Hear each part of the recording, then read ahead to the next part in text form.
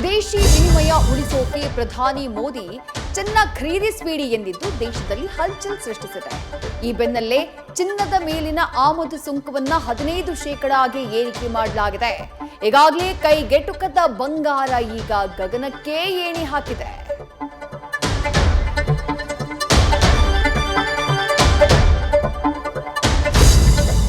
ತೈಲ ಬಳಕೆ ಕಡಿಮೆ ಮಾಡೋಕೆ ಖುದ್ದು ಬೆಂಗಾವಲು ವಾಹನಗಳ ಸಂಖ್ಯೆ ಕಡಿತಕ್ಕೆ ಎಸ್ಪಿಜಿಗೆ ಸೂಚನೆ ಕೊಟ್ಟಿದ್ದಾರೆ ಪ್ರಧಾನಿ. ತಮ್ಮ ನಾಯಕನ ಪಥದಲ್ಲೇ ಸಾಗಿರುವ ಬಿಜೆಪಿಯ ಹಲವು ಮುಖ್ಯಮಂತ್ರಿಗಳು ಅರ್ಧದಷ್ಟು ಬೆಂಗಾವಲು ವಾಹನಗಳಿಗೆ ಕೋಕ್ ಕೊಟ್ಟಿದ್ದಾರೆ.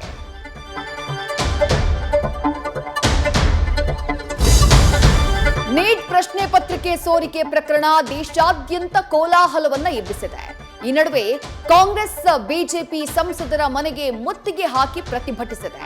ಇತ್ತ ಬಿಎಎಂಎಸ್ ವಿದ್ಯಾರ್ಥಿ ಶುಭಂ ಕೈರ್ನಾರನ್ನ ಸಿಬಿಐ ಬಂಧಿಸಿದ್ದು, ಆತನ ತಂದೆ ಮಾತ್ರ ನಮ್ಮ ಮಗ ಅಮಾಯಕ ಎಂದಿದ್ದಾರೆ.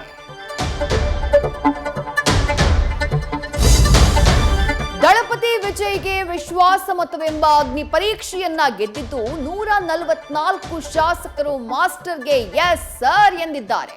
ಆದರೆ ಡಿಎಂಕೆ ಶಾಸಕರು ಸಭಾತ್ಯಾಗ ಮಾಡಿದ್ದಲ್ಲದೆ ಕುದುರೆ ವ್ಯಾಪಾರ ಎಂದ ಸ್ಟಾಲಿನ್ಗೆ ಸಿಎಂ ಟಕ್ಕರ್ನ ಉತ್ತರ ಕೊಟ್ಟಿದ್ದಾರೆ. ಇತ್ತ ಆಡಳಿತದಲ್ಲಿ ಸಿದ್ದು ಮಾದರಿ ಅನುಸರಿಸೋಕೆ ವಿಜಯ್ ಮುಂದಾಗಿದ್ದಾರೆ.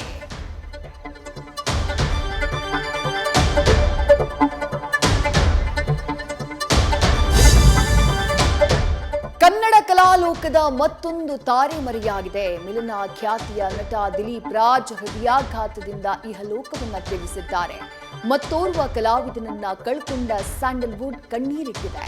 ರಾಮನಗರ ಬಳಿಯ ಫಾರ್ಮ್ ಹೌಸ್ನಲ್ಲಿ ಲಿಂಗಾಯತ ಸಂಪ್ರದಾಯದಂತೆ ಅಂತ್ಯ ಸಂಸ್ಕಾರ ನೆರವೇರಿಸಲಾಗಿದೆ.